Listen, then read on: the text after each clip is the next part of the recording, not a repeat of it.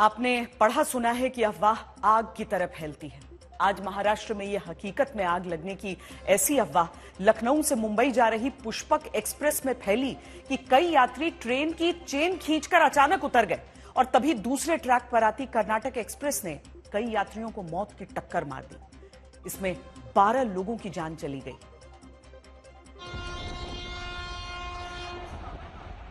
लखनऊ से चली पुष्पक एक्सप्रेस पूरी रफ्तार से मुंबई की तरफ जाती है। वक्त हुआ शाम 4:42। मुंबई से 425 किलोमीटर पहले जलगांव के आगे पचोरा नाम का स्टेशन है।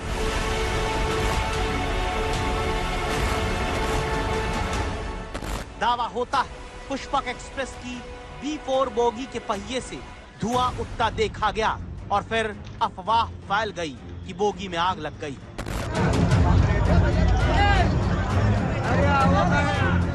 एक अफवाह ने ऐसा क्या कर दिया कि जलगांव के पास रेलवे ट्रैक पर जो कुछ दिखता है वो तस्वीर हम आपको पूरी तरह इस वक्त आपकी टीवी स्क्रीन पर दिखा तक नहीं सकते।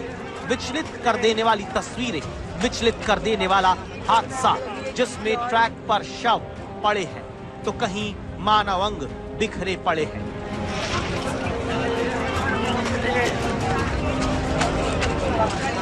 लेकिन ये सब कैसे हो गया?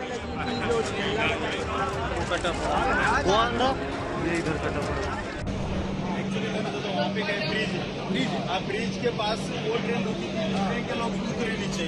जैसे नीचे उतरे तो ये ट्रेन भाग जा रही थी, तो वो ब्रिज था तो ब्रिज से भागने का मौका नहीं मिला। एक साइड से ट्रेन आई, दूसरी साइड से ब्रिज और खाई आई जो नदी थी। उसके बीच में से जब ट्रेन आ गई तो लोग काफी थे, जो बच गए वो साइड में हो गए, जो नहीं साइड में हो सकते। किसी के पैर कटे, किसी के गर्दन कटे। इतना बड़ा हादसा समझने के लिए आपको हम एक वीडियो दिखाते हैं। इसमें आते ऑडियो को भी सुनिएगा।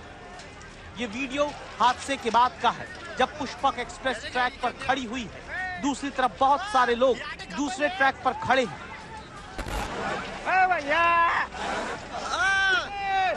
अरे हट जाओ, गाड़ी आ रही बाबा।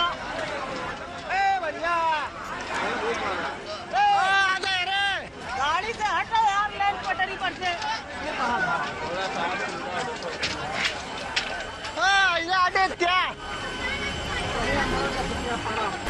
इस वीडियो में आवाज आती है कि हट जाओ वरना ट्रेन आ जाएगी। दावा है कि इसी तरह तब भी हुआ जब पुष्पक एक्सप्रेस में आग लगने की अफवाह फैली थी।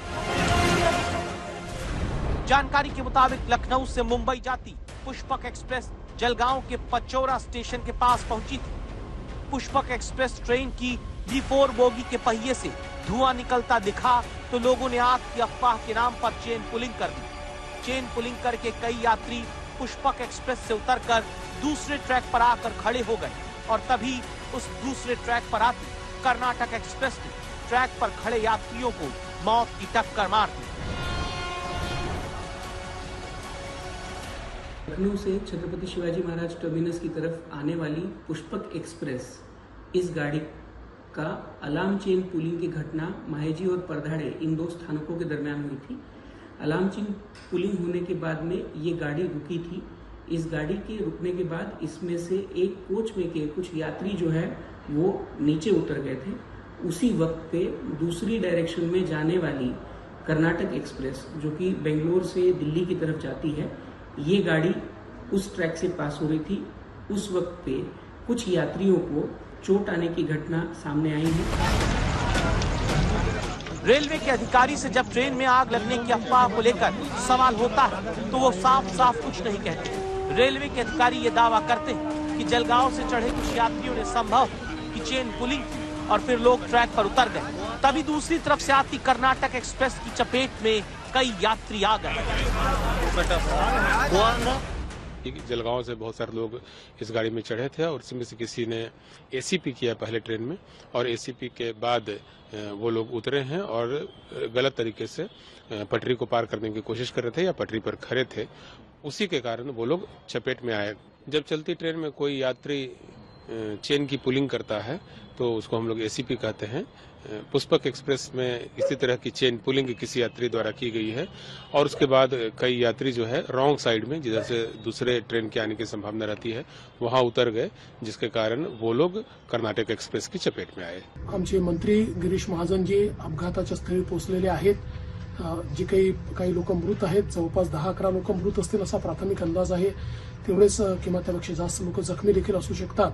त्यामुळे सर्व जखमींची व्यवस्था हे करण्यात आलेली आहे। माझं जैसे कि मैं सो रहा हूँ तो पिताजी को जगाना है मुझे, तो वो डायरेक्ट उठाने के बजाय, और हिंसा की परंपरा मेरे यहाँ नहीं थी सौभाग्य से, तो वो क्या करते थे कि उस कमरे में आ जाएंगे या बाहर से गुजरेंगे और चौपाई बोलेंगे, प्रात काल उठ गए रघुनाथा